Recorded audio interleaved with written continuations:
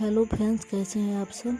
हमेशा की तरह आज भी लेकर आई हूँ आपके लिए बहुत ही अच्छा मैटर जो प्रमोद प्रेमी गाए थे गाना मजनुआ हमर अइबा की ना, उसी ट्रैक पर है। इस टाइप का मैटर लिखा गया है। मैं आपको गा कर बताती हूँ कि इसको कैसे गाना है। फिलहाल के लिए हम आपको बता दें कि किसी भी प्रकार के मैटर लिखवाना हो, हिंदी, भोजपुरी, मैथिली, मगही, तो नंबर है, नंबर पर कांटेक्ट कीजिए। और अगर गाना अच्छा लगे, वीडियो बढ़िया लगे तो लाइक कीजिए और चैनल को सब्सक्राइब कीजिए, साथ में शेयर कीजिए। अब चलिए बताते हैं कैसे गाना को गाना है।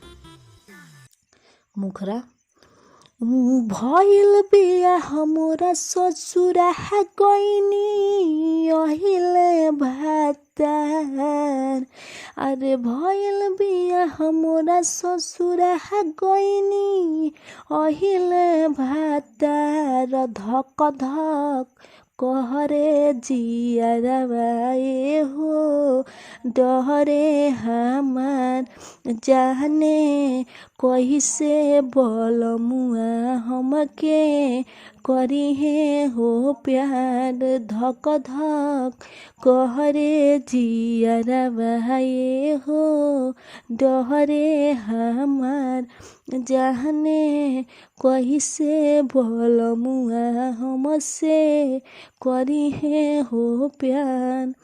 तो ये था मुखरा। अब अंतरा आइए।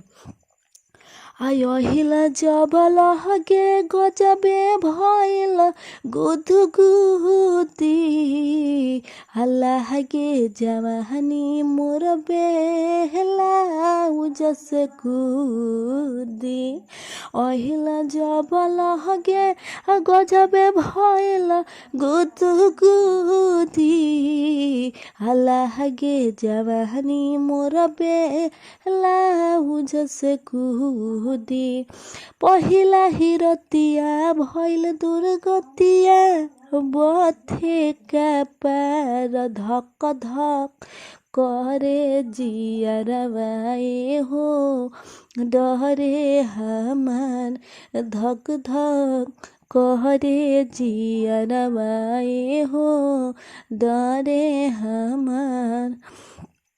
चलिए तो फिर मिलते हैं अगले वीडियो के साथ। तब तक के लिए बाय।